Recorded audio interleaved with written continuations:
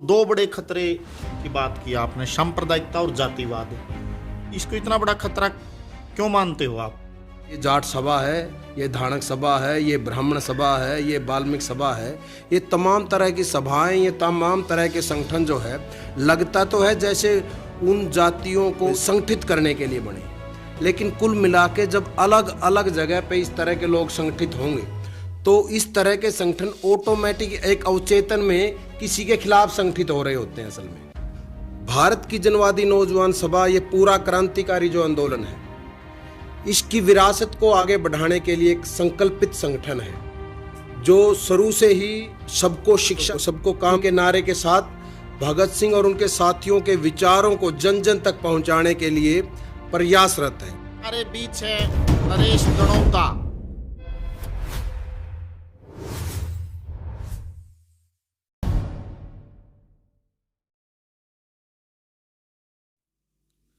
नमस्कार दोस्तों, चढ़ता हरियाणा ग्रामीण आंचल के एक बुलंद आवाज पर आपका स्वागत है।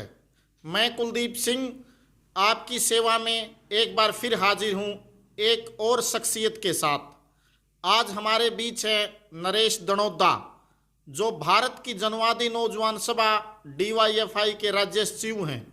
आज हम उनसे जानेंगे उनके संगठन की विचारधारा, कार्यक्रम, गतिविधियों के बारे में, उनकी क्या क्या लक्ष्य, उद्देश्य और भविष्य की क्या योजनाएं हैं।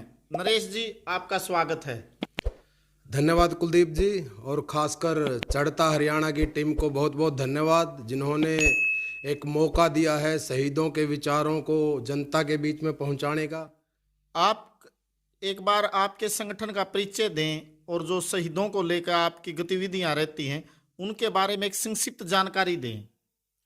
असल में भारत की जनवादी नौजवान सभा युवाओं का देश का सबसे बड़ा संगठन है आज के टाइम पे। इसकी सदस्यता पूरे देश में 1 करोड़ है। 1 करोड़ सदस्यता का मतलब मैं ये नहीं, बिल्कुल नहीं कह रहा हूँ कि 1 करोड़ हमारे कार्यकर्ता हैं। ये सदस्यता का पूरा एक कैंपेन चलता है, यानी 1 करोड़ नौजवानों तक हर साल हमारी पहुंच जो है वो देश में बन जाती है।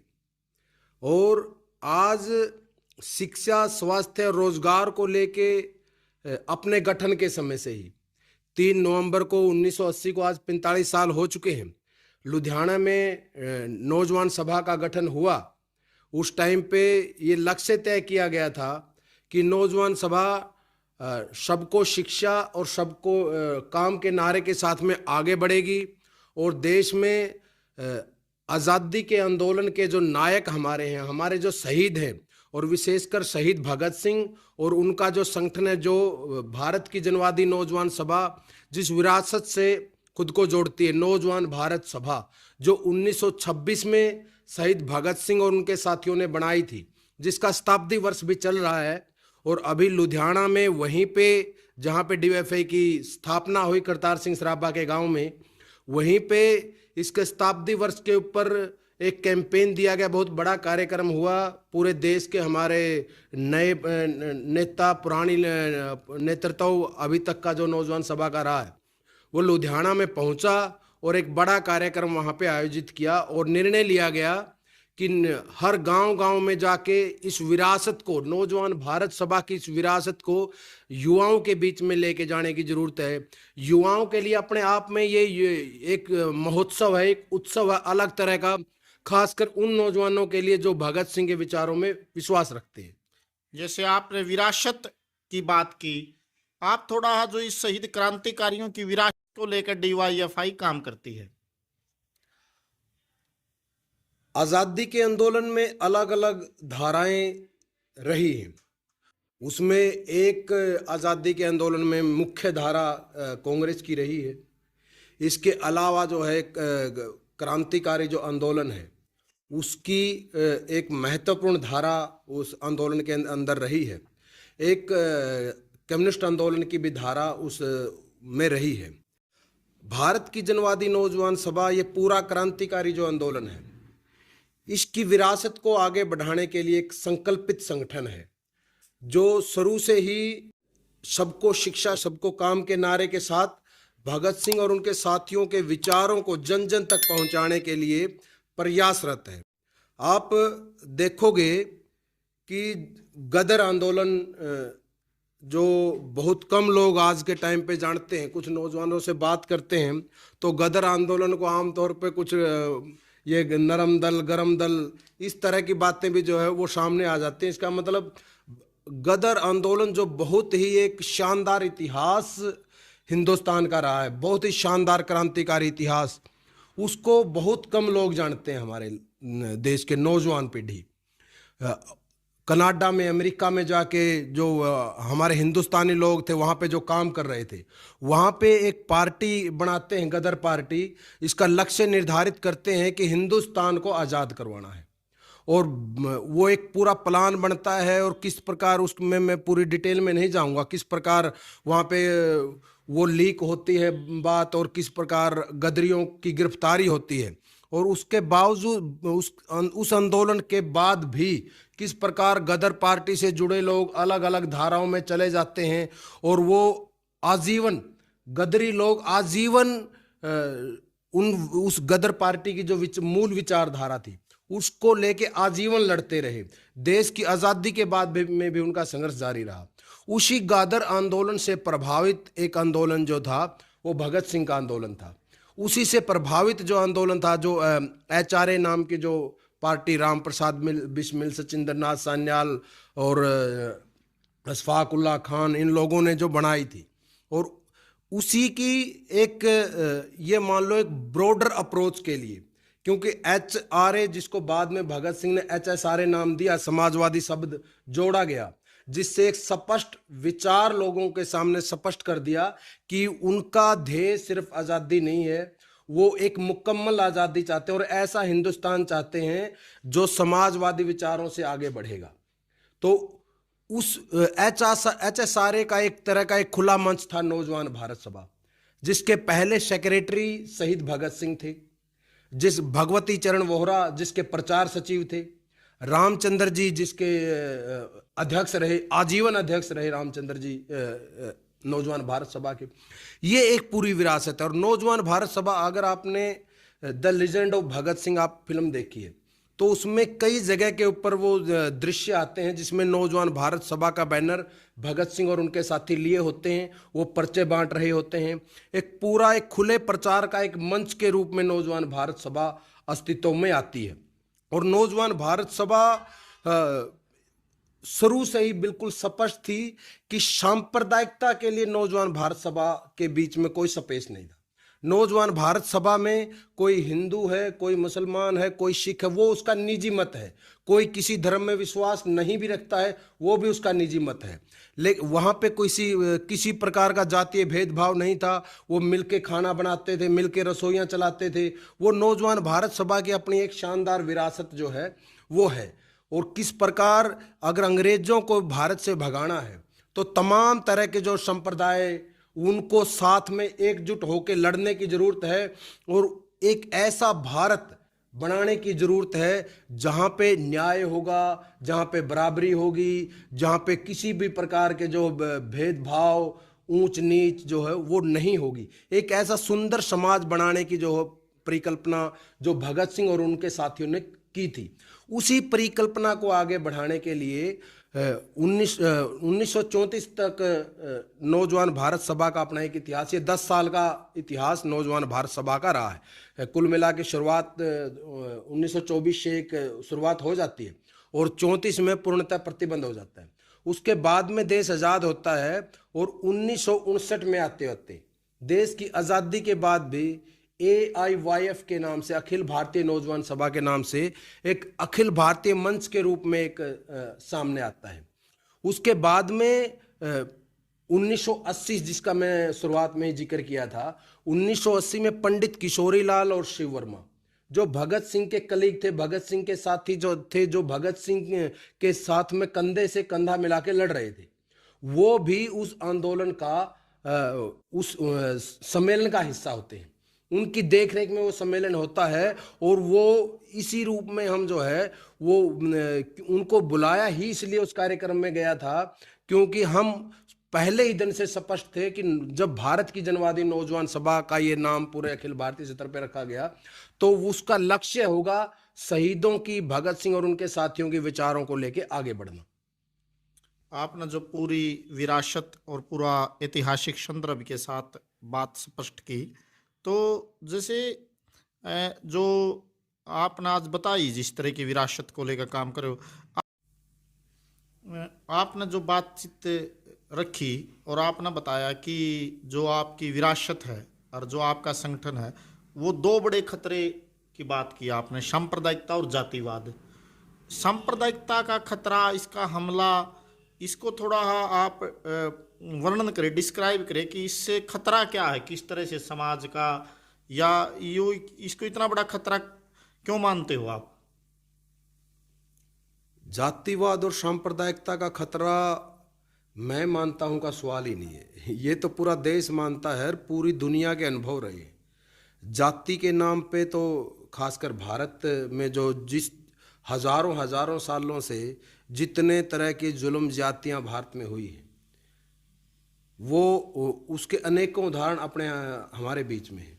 और अगर आप एक देश के रूप में आप परिकल्पना करते हो, आप अलग अलग समुदायों के साथ में लेके चलने की बात करते हो तो एक बात है, लेकिन अगर अलग अलग अलग जातियों के बीच में जो है एकता स्थापित होगी, आज जाट इकट्ठा हो रहे हैं, हाँ ये आप तो बल्कि हरियाणा में तो ये धर्मशालाएं बनती हैं, संगठन बनते हैं, ये देश में भी एक लगभग यही रूप है कि ये जाट सभा है, ये धानक सभा है, ये ब्राह्मण सभा है, ये वाल्मीकि सभा है, ये तमाम तरह की सभाएं, ये तमाम तरह के संगठन जो है, लगता तो है जैसे उन जातियों को या संगठित करने के लिए बने हैं, लेकिन कुल मिला के जब अलग अलग जगह पे इस तरह के लोग संगठित होंगे तो इस तरह के संगठन ऑटोमेटिक एक अवचेतन में किसी के खिलाफ संगठित हो रहे होते हैं असल में। तो वो पूरी देश जब तक एकता के सूत्र में, अगर वो देश की अखंडता के लिए खतरा हो जाता है। और हिंदू मुसलमान का जो और संप्रदायों का जो खतरा है वो तो भारत के लिए जो है वो जब से खासकर ये अपने आज़ादी के आंदोलन में बिल्कुल स्पष्ट है। हमारे शहीद, हमारे क्रांतिकारी जो है, जब अशफाक उल्लाह खान और राम प्रसाद बिस्मिल एक ही दिन एक साथ जो है फांसी के फंदे पे झूल रहे हैं, वो जो भारत की जो साझी संस्कृति है वो उसका संदेशा दे रहे होते हैं। वो उसको समझ रहे हैं कि अंग्रेज क्या करना चाहते हैं और हमें उनके जवाब में क्या करना है। जब शहीद उधम सिंह इंग्लैंड में जाके अपना नाम राम मोहम्मद सिंह आज़ाद बताते हैं तो उसके नाम से बिल्कुल स्पष्ट है वो कि वो संदेशा क्या देना चाहते हैं कि राम मोहम्मद सिंह तीनों जो है वो आज़ाद, मतलब वो कुल मिला के तीनों के तीनों फोर्स जो है हिंदू मुस्लिम सिख, वो एकजुट होने का एक मैसेज जो है वो संदेश वो उस नाम के माध्यम से भी वो दे रहे हैं। और भगत सिंह ने तो सांप्रदायिक दंगे और उनका इलाज बिल्कुल एक लेख लिखा जिसमें उन्होंने स्पष्ट रूप से लिखा है कि ये जब तक लोग हिंदू और मुसलमान के नाम पे बंटे रहेंगे तब तक देश को आज़ाद कराना संभव ही नहीं है। और आज की परिस्थितियों में ये और भी ज़्यादा खतरनाक है जब हमारा देश आज़ाद हो चुका है, जब ज़रूरत है हमें तमाम फिरकों को, तमाम समुदायों को, संप्रदायों को एक साथ जोड़ने की, एक साथ एकजुट करके देश को आगे बढ़ाने की जब ज़रूरत है, वहाँ पे हम ये नफ़रत के अलग अलग बिंदु जब निकालते हैं तो ये देश को ही ले डूबेगा। और ये सिर्फ कोई कहने की बात नहीं है, ये दुनिया के सामने ढेरों उदाहरण जो है वो दुनिया के सामने पड़े। कोई देश अगर हिंदू मुसलमान दंगों में उलझा हुआ है, कोई देश अगर ईसाई और मुसलमान दंगों में उलझा हुआ है, कोई देश अगर हिंदू और क्रिश्चियनिटी के बीच में दंगों में उलझा हुआ है, तो वो आगे कब बढ़ेगा? वो शिक्षा की कब बात करेगा? वो रोजगार की कब बात करेगा? वो उद्योग धंधों की कब बात करेगा? वो खेती की कब बात करेगा? वो कुल मिला के पूरा देश जो है अपने लिए जो है ये कब्र खोदने के बराबर है कि हम अपनी कब्र जो है, अपने देश की कब्र खुद खोद रहे हैं और उस कब्र में हमें गिरना है। आपने बड़ी स्पष्ट किया। आप थोड़ा कई बार यूं नहीं देखता कि आज कुछ जातीय संगठन या कुछ सांप्रदायिक संगठन उन शहीदों की विरासत को या उन शहीदों को बांट कर उनका भी जातीयकरण या सांप्रदायिकरण करने की कोशिश करती हैं। जैसे आप देखोगे कभी आज उधम सिंह के पीछे उधम सिंह कंबोज उनकी जातियां ले रहे हैं, कोई सुखदेव सिंह के पीछे थापर लगा रहा है, कोई हर जाति उसको जिसका भी उसका हीरो की तरह वो इस्तेमाल करते हैं। या शहीदों में भी एक डिवीजन पैदा जिसके खिलाफ वो लड़े थे और वही शक्तियां उनको बांटने की कोशिश करती। इस तरह की प्रक्रिया नहीं देखते आप कई बार? आप बिल्कुल ठीक कह रहे हैं, बहुत ही वाजिब सवाल आपने उठाया है। आप ये जो शहीदों के नाम पे ये जितने तरह का ये जो विभाजन है, वो जितने लोग भी जो कर रहे हैं, हम कई जगह पे आपने भी बात करी होगी, आपके व्यक्तिगत अनुभव भी होंगे, मेरे भी काफ़ी व्यक्तिगत अनुभव हैं। वो लोग अगर कंबोज हैं, कोई उधम सिंह का स्टैचू लगा रहे हैं, उनसे अगर हम बात करें कि उधम सिंह के बारे में आप कितना जानते हो, वो उधम सिंह के बारे में नहीं जानते। जो किसी खास जाति में पैदा होने के बाद में ये दावा करते हैं कि मैं अम्बेडकरवादी हूँ, मैं किसी खास जाति में पैदा होने के बाद में ही दावा हो जाता। अम्बेडकरवादी का मतलब कम से कम वो अम्बेडकर को उन्होंने पढ़ा होगा, अम्बेडकर के विचारों को जानता होगा, उसके विचारों पे काम करता हुआ। ये कोई शर्त नहीं है, बस एक खास जाति में क्योंकि पैदा हुआ है इसलिए वो अम्बेडकर के ऊपर दावा है। और ये सिर्फ शहीदों के ऊपर नहीं है, ये महापुरुषों के ऊपर, हमारे जो समाज सुधारक रहे हैं, महापुरुष रहे हैं, उनके ऊपर भी इसी तरह के दावे हैं। असल में वो जो मूल उनके विचार को अलग थलग करके फेंक देना है। वो जो कहना क्या चाहते थे उन्होंने, वो जो समाज सुधारक थे, वो जो शहीद थे, उनके विचारों पर कोई चर्चा ही न हो, उनके विचारों पर कोई विमर्श ही सामने ना आए। उस विमर्श को तो उठा के कचरे में डाल दो, सिर्फ उस व्यक्ति को आगे ले आओ, उसकी जो पहचान है, उसकी जातीय पहचान है, उसको बड़ा करो। उसकी लोकप्रियता का इस्तेमाल करना चाहते हैं अपने कुत्सित इरादों के लिए, उसकी लोकप्रियता का इस्तेमाल उन्हीं के विचारों को खत्म करने के लिए कर रहे हैं। ये बिल्कुल स्पष्ट बताया आपने। एक और थोड़ी में ये था कि जैसे आपका जो संगठन है DYFI, वो राष्ट्रीय व्यापी संगठन है, तो उसने पूरे देश में जैसे उनकी एक प्रकार से जो क्या क्या आंदोलन चलाए गए, या जिस दौर में DYFI का आप बता रहे हो 80s के बाद पृथकतावादी आंदोलन चले अलग अलग इलाकों में, या और वो कौन कौन सी गतिविधियां रही जो संगठन ने आज तक का संघर्ष किया, उसके बारे में थोड़ा बताइए।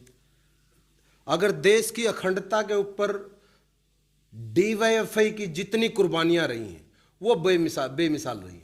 आप कमाल देखिए DYFI का, जब खालिस्तान मूवमेंट चल रहा है पंजाब में, तो वहां पे कुर्बानियां देने वाले जो है, भारत की जनवादी नौजवान सभा का झंडा उठा के, सफेद झंडा DYFI का झंडा उठा के वो कुर्बानी देने वाले वो सिख नौजवान थे। अगर जम्मू कश्मीर में कोई अलगाववादी मूवमेंट चल रहा है, वहां पे सफेद झंडा उठा के जो कुर्बानी देने वाले वो मुस्लिम नौजवान थे।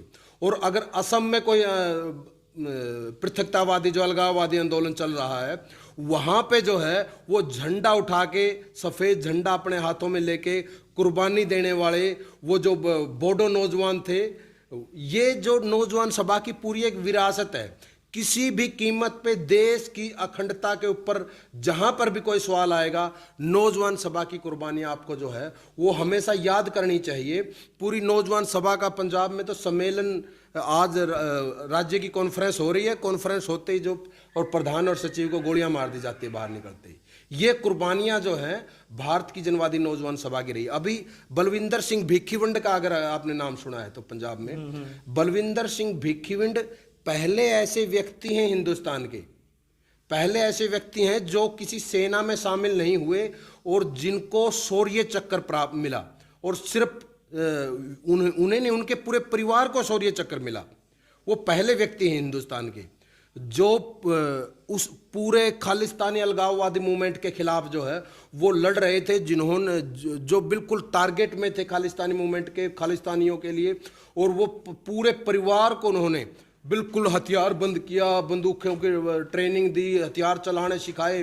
और एक बार तो स्थिति ये बनी थी कि 200 खालिस्तानी लोगों ने बलविंदर सिंह भिखीविंड के परिवार को जो है वो चारों तरफ से वो घेर लिया था, और उसके बावजूद उसका पूरा परिवार उन 200 खालिस्तानियों से लड़ गया था।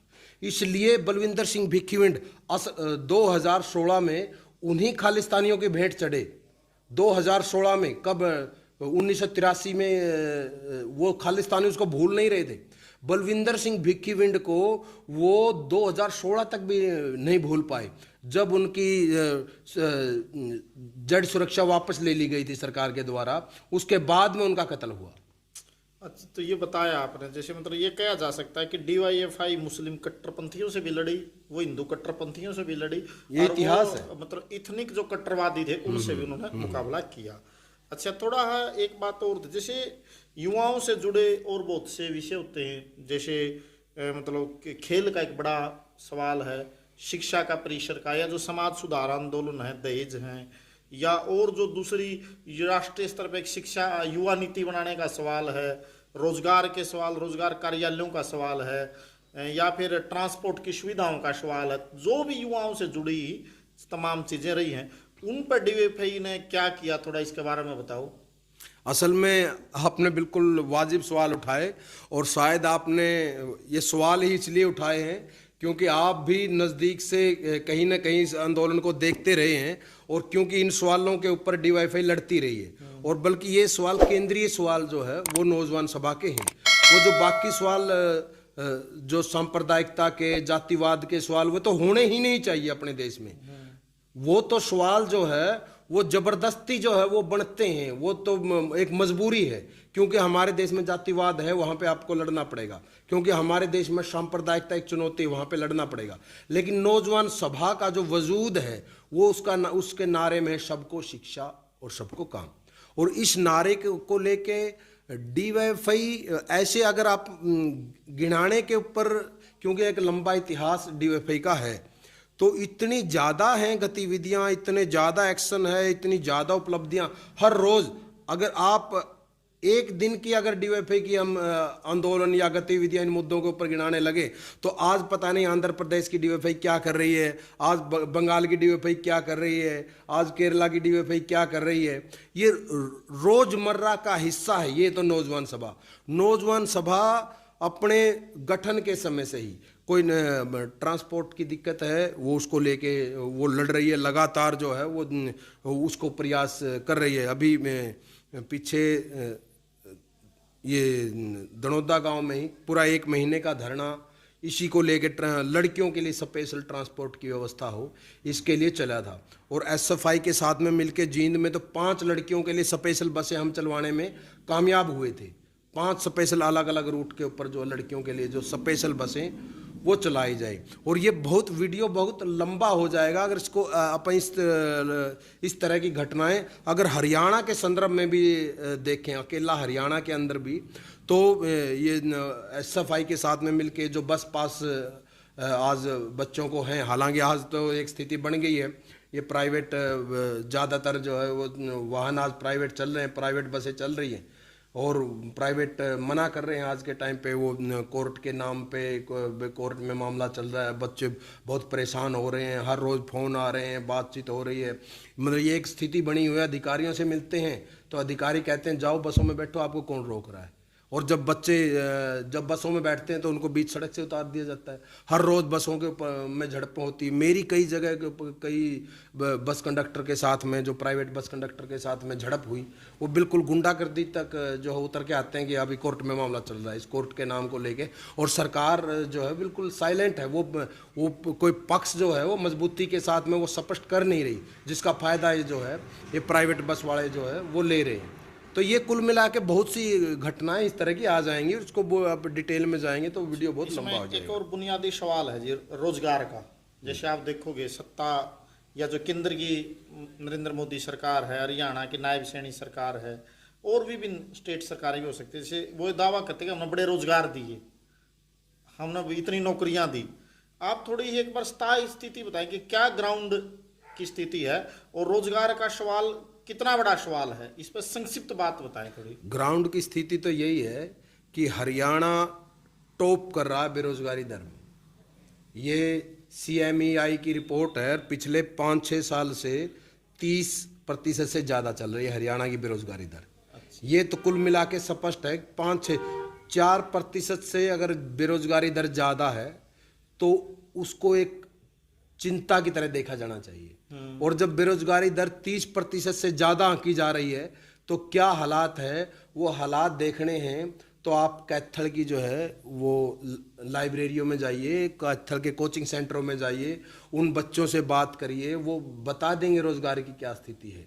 वो 5-5, 6 साल से जब परिवार वाले उम्मीद करते हैं कि ये कुछ पैसा कमा के लेके आएगा, वो 5-6 साल से लगातार आज फलां फार्म भरने, आज फलां फार्म भरने, आज फलां जगह पे इंटरव्यू दे के आने हैं। आज वो परिवार वालों के ऊपर पढ़े लिखे नौजवान एक तरह से बोझ बन गए हैं। जो नौजवान परिवार का सहारा बनना चाहिए था, वो नौजवान परिवार के ऊपर बोझ बन गए हैं। नौजवानों की सुसाइड करने की खबरें आ रही हैं। मतलब एक बहुत ही बेरोजगार की स्थिति, एक विस्फोटक स्थिति जिसको कहा जा सकता है, एक विस्फोटक स्थिति, और ऐसी जिसके पर कोई भी दावे करना और बेईमानी है।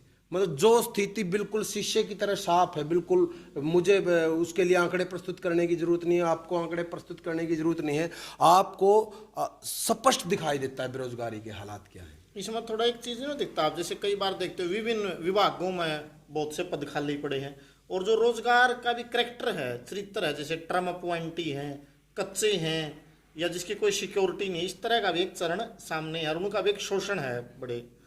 अच्छा, एक दूसरी बात और इसी से जुड़ी पूछ, देखो नशे की जो स्थिति है खासकर अपने इलाकों में, चाहे वो पंजाब में बहुत, और नशे भी बड़े खतरनाक ढंग के, और अपराध है, इसके बारे में थोड़ी आप बताओ। मतलब ये जो है स्थिति, ये जो एक प्रकार से नौजवानों पर भी हमला, पूरा एक समाज के ऊपर भी एक संकट मंडरा रहा है, इसके प्रति जो सरकार की भी रुख है या इसका क्या इलाज संभव हो सकता है, जो आज नौजवान मतलब एक प्रकार के नशे के दलदल में धकेले जा रहे हैं।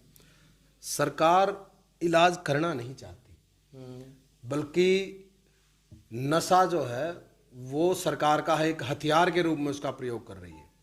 नहीं तो आपको पिछले दिनों खबर सुनी होगी, 20,000 करोड़ की हेरोइन, 20,000 करोड़, कई राज्यों का जो है, कई छोटे राज्यों का बजट होता है 20,000 करोड़ रुपए, उतने की हीरोइन जो है एक एयरपोर्ट के ऊपर पकड़ी जाती है, अडानी की बंदरगाह गुजरात, और आज वो पूरा मामला जो है रफा दफा हो जाता है। और इतनी वो तो एक मुश्त है, वो आपको पकड़ लिया गया उसको, कितनी तरह कितना नशा अलग अलग बंदरगाहों से वो जाता होगा, वो नौजवानों के नशों में उतरता होगा। वो क्या ये संभव है? मतलब सरकार की, पुलिस की, प्रशासन की, सिस्टम की मिली भगत के बिना पूरा ये नशा जो है, ये खुल्लम खुल्ला ये नशा चल रहा है। हमें पता है, जब आपको पता है आपके गांव में जो है कितने लोग जो है शमैक पीते हैं, कितने लोग चरस का सेवन करते हैं, कितने लोग अफीम खाते हैं, आपको पता है किसके घर पे अफीम मिलेगी, आपको पता है, सरकार को नहीं पता है भाई कहाँ पे अफीम मिलेगी।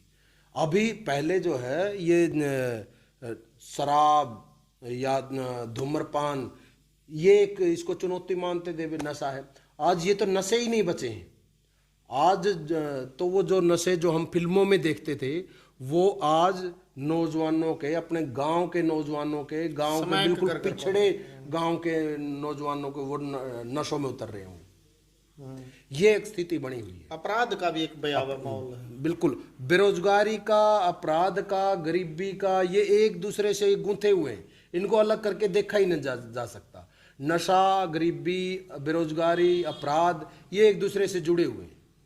अच्छा, तो ये भी एक थोड़ा एक सवाल और है इसमें, देखा जाओ ना, आप थोड़ा देखो ना, कई बार सिनेमा, मीडिया और फिर सोशल मीडिया का जो उपयोग है युवाओं का ऊपर असर है, या फिर ये जो एक प्रकार का एहसास नहीं होने देता किसी युवा को कि आपकी ये तकलीफ है, मतलब जो उसकी वास्तविकता से जो काट दिया जाता है, पेन किलर का काम करता है। पेन किलर का भी।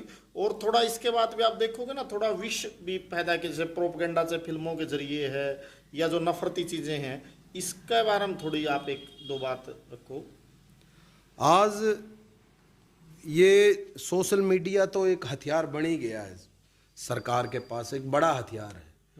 ये भी एक अलग तरह का नशा है, जो 2 GB डाटा मिलता है, और कुल मिलाकर जो सांस्कृतिक हमला है वो बहुत बड़े पैमाने के ऊपर है। और वो सांस्कृतिक हमले का सबसे अगर कोई पहला टारगेट है और सबसे आसान टारगेट है, वो नौजवान है, देश की युवा पीढ़ी है। आप पिछले दिनों में आप जितने भी पिछले कुछ अगर 5-6 मोटे तौर पे लोकप्रिय सिनेमा के रूप में अगर आप देखोगे, मतलब आपने सुना होगा, पुष्पा का नाम बड़ा सुना होगा, ये एनिमल, ये अभी जो हाल ही में चल रही है धुरंधर, और फाइल्स एक, का नाम था। हाँ, एक फिल्म आई थी मार्को। हाँ। मतलब हर डायरेक्टर ये दावा कर रहा है कि मेरी फिल्म में हिस्सा तो मैं दिखाऊंगा, अभी तक तो कुछ नहीं था, मेरी फिल्म में देखियो कितने हिस्सा।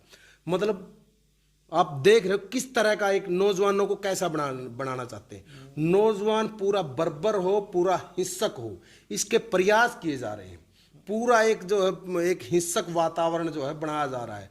आप जो है कटते मरते लोगों को आप पैसा दे के सिनेमा देखने जाते हो मनोरंजन करने के लिए कि जो है वो लोग काटे जाएंगे, जिंदा लोगों को कैसे तड़पा तड़पा के मारा जाता है, और उसको बिल्कुल जो जीवंत सीन जो है दिखाया जाता। पहले की फिल्मों में जो है वो सर तक जो कटने की जो है वो आपको विजुअल नहीं दिखेंगे, लेकिन आज जो है इतना विभत्स सिनेमा है, और उसके ऊपर जो है वो एक सत्ता का जो प्रोपगेंडा हर फिल्म के पीछे, हर फिल्म में जो एक दो नारा, ये नया हिंदुस्तान और वो धार्मिकता के नाम पे वो मतलब सिनेमा एक हथियार बना दिया। सिनेमा जो ये माना जाता था भाई सिनेमा जो है वो तस्वीर जो है वो होता है देश की, समाज की, उसको एक हथियार बना दिया पूरी जो पीढ़ी को जो नियंत्रित करने की। अब तमाम प्रचार माध्यम जो है वो आपके छोटे पड़ जाते हैं एक फिल्म के सामने। एक फिल्म जो काम कर देती है वो पूरे आपके तमाम प्रचार माध्यम जो है उसके सामने छोटे पड़ जाते हैं। और आज पूरा जो बॉलीवुड है वो पूरा डरा हुआ है। वो जो प्रोग्रेसिव जो प्रोड्यूसर हैं, फिल्म मेकर हैं, उनकी हिम्मत नहीं है कुछ बोलने की। बड़े बड़े एक्टर हैं, बड़े बड़े डायरेक्टर हैं, उनकी हिम्मत नहीं है कुछ भी सकारात्मक चीज़ें पेश करने की। सब जो पूरे एक नफरत के अंदर जो पूरा लपेट के और उसको जो है नौजवानों को जो परोसा जा रहा है, ये एक अलग तरह का नशा नौजवानों को जो है वो दिया जा रहा है। आपने बहुत बेहतरीन ढंग से इस चीज़ों को क्लियर किया। तो एक और बात है जी, जैसे इसी मसला पे देखा जाए कि आपने भी इस तरह की गतिविधियां की हैं कि जो स्वस्थ मनोरंजन की चीज़ें जाएं लोगों के बीच में, उसके कैसे कैसे तरीके हो सकते हैं उन पर भी बताया। एक जैसे DYFI ना, आपने बताया कि आप हर साल कैलेंडर निकालते हो शहीदों की विरासत में, नए साल का कैलेंडर, एक बार वो भी दिखाओ जी दर्शकों को, शहीदों को समर्पित हर साल। भाई इस तरह के कैलेंडर हैं जिनको आप अपने घर पर लगा सकते हो, उन शहीदों से प्रेरणा ले सकते हो, या जो बुक्स हैं, किताबें हैं शहीदों के जीवन की। ये कैलेंडर जो है नौजवान भारत सभा के 100 साल होने पे ये कैलेंडर जारी अभी किया है क्योंकि नौजवान भारत सभा के 100 साल पूरे होना नौजवानों के लिए अपने आप में एक त्योहार, खासकर भगत सिंह और उनके क्रांतिकारी विचारों को मानने वाले लोगों के लिए इससे बड़ा त्योहार जो है वो नहीं हो सकता। तो अभी आप कुछ और संदेश देना चाहते हो, या भी जो आपकी गतिविधियां जो चल रही हैं इनका समाहार आप किस रूप में करेंगे? जो ये नौजवान भारत सभा का शताब्दी वर्ष है, इसको आगे आपकी क्या योजना है? नौजवान भारत सभा का घोषणा पत्र अगर आपने पढ़ा है तो उसमें भगत सिंह और वोहरा ने जो उसका चित्रण किया है, वो पूरा वो नौजवान घोषणा पत्र जो जारी किया है, उसमें एक जगह पे गैरीबाल्डी का जिक्र है। गैरीबाल्डी वही गैरीबाल्डी जिसने इटली का एकीकरण किया था, वो भी एक नौजवान थे। उसकी माँ का हवाला देते हुए भगत सिंह लिखते हैं उसमें, उसकी माँ का हवाला देते हुए कि एक नौजवान के लिए सबसे अच्छी अगर कोई चीज हो सकती है वो ये है कि उसको 10 बार बीच समुद्र में फेंक आओ। वो गैरीबाल्डी की माँ बोलती है एक नौजवान के लिए सबसे बेहतर चीज है तो वो उसको समुद्र के बीच में डाला हो। अगर वो 10 बार बाहर निकल के आ जाता है तो वो सही में नौजवान है। नौजवानों को कभी भी चुनौतियों से, मुश्किलों से बिल्कुल नहीं भागना चाहिए। अगर नौजवान चुनौतियों से नहीं लड़ेंगे तो फिर कोई और नहीं आके लड़ेगा। आपने नौजवान भारत सभा के घोषणा पत्र के अंदर भी जो है वो इटली का जिक्र है, वो फ्रांस का जिक्र है, वो रूस का जिक्र है, वो अलग अलग क्रांतियों का, जहाँ पे नौजवानों ने बड़े बड़े तख्ता पलट कर दिए। अभी हमारे ही जो है आज भी नौजवान, बेशक आज सोशल मीडिया का ज़माना है, बेशक आप ये समझ सकते हो कि आज नौजवान पूरा गिरफ्त में है, ये आपको गलतफहमी हो सकती है, लेकिन बावजूद इसके आज हमारे आसपास ही अगर आप देखोगे तो हमारे यहाँ श्रीलंका में कितना बड़ा लोगों ने कब्जा कर लिया सीधा जाके। नेपाल में आप देखो पूरा यूथ था, वो कब्जा कर लिया जाके, पूरी मशीनरी के ऊपर जो है वो कब्जा कर लिया। बांग्लादेश में जो चल रहा है वो गलत चल रहा है, सही चल रहा है, उसके ऊपर अपन बातचीत कर सकते हैं, लेकिन यूथ के अंदर जो पावर है, जो कुछ कर गुजरने का जो मादा है, वो अलग से होता है। और इसलिए नौजवानों से अपील है, वो पहला काम तो ये करें, अगर आप भगत सिंह को अपना आदर्श मानते हैं तो सबसे ज्यादा जरूरी है कि भगत सिंह को पढ़ें, उनके बारे में पढ़ें, उनका लिखा हुआ पढ़ें, उनके साथियों के बारे में पढ़ें और उसको अमल में लाने का प्रयास करें। नौजवान सभा ने, भारत की जनवादी नौजवान सभा ने, डीवाईएफआई ने निर्णय लिया है, अभी अलग अलग तरह के कार्यक्रम, अभी कैथल भगत सिंह भवन में कार्यक्रम अभी किया है। 100 से ज्यादा लोग थे, परिवार मिलन समारोह के नाम से उसका पूरा नौजवान भारत सभा के इतिहास के ऊपर चर्चा करी गई। अभी फतेहाबाद में आपने सुना होगा 12 दिन की पूरी एक क्रिकेट प्रतियोगिता, वो नौजवान भारत सभा के 100 साल होने पे चल रही है। इसी तरह के अलग अलग कार्यक्रम बिल्कुल गांव स्तर तक, ये जिला स्तर के कार्यक्रम है, बिल्कुल गांव स्तर तक लेके जाने का हम प्रयास करेंगे। और मार्च के आखिरी दिनों में जब इसको 100 साल हो जाएंगे, उस मौके के ऊपर पूरा एक राज्य स्तरीय कार्यक्रम हम करेंगे। नौजवानों से अपील ये है कि आप इन तमाम तरह के कार्यक्रमों का आप हिस्सा बनने का प्रयास कीजिए। इसके अलावा कहीं पे अगर नौजवान सभा की पहुंच नहीं है, नौजवान सभा नहीं है, तो आप स्वतंत्र रूप से भी इस नौजवान भारत सभा के 100 साल पूरे होने के कार्यक्रम को अपने तरीके से आप आयोजित करिए। ये अपने आप में भगत सिंह के चाहने वालों के लिए जो है ये एक बड़ा मौका है। जब नौजवान भारत सभा भगत सिंह के संगठन के 100 साल होने जा रहे हैं, ये अपने आप में बड़ा मौका है कि आप जहां पर भी हो इस तरह के कार्यक्रम करो और नौजवानों को एक दिशा देने का, भगत सिंह इनके विचारों से परिचित करवाने का जो है वो मौका दे। तो आज आपने नरेश जी की बातचीत सुनी, संगठन के बारे में, समाज के बारे में, इनकी गतिविधियों के बारे में जाना। सभी दर्शकों से अपील है कि वो कमेंट सेक्शन में अपनी प्रतिक्रिया जरूर दें और चढ़ता हरियाणा चैनल को फॉलो करें। और हम भी आपका धन्यवाद करते हैं, आप स्टूडियो में आए, आपने इतनी अच्छी बातचीत रखी। और शहीद भगत सिंह ने कहा था, धार्मिक अंधविश्वास और कट्टरता हमारी प्रगति के सबसे बड़े बाधक हैं, हमें इनसे छुटकारा पा लेना चाहिए। हम भी किसी के पीछे आंख मूंद कर ना चलें, भावनाओं में ना बहें, कोई जाति की, धर्म की अपील की बजाय उसको अपने विवेक की कसौटी पे कसें और फिर आगे बढ़ें। इन्हीं रचनात्मक गतिविधियों, अच्छे विचारों के हम समय समय पर आपके बीच में ले जाते रहेंगे और एक सच्ची पत्रकारिता का एक धर्म निभाते रहेंगे। आपका बहुत बहुत धन्यवाद।